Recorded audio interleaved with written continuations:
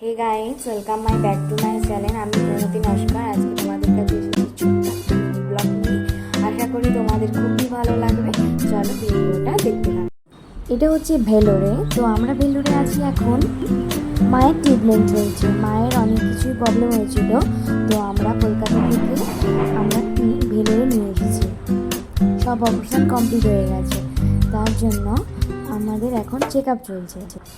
1 বছর ট্রিটমেন্ট চলেছে, আরও 5 বছর ট্রিটমেন্ট চলবে। তার জন্য এখনও চেক আপে আসতে হবে।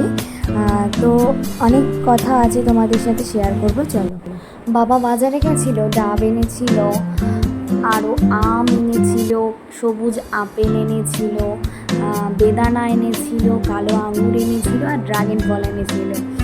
তো অনেক কিছু খাবার টাবার এনেছিল, সবজি সব কিছু এনেছিল, কারণ এখানে 50 কিলোমিটার দূরে এখানে বাজার, তো সেখান থেকেই খাবার এনেছিল।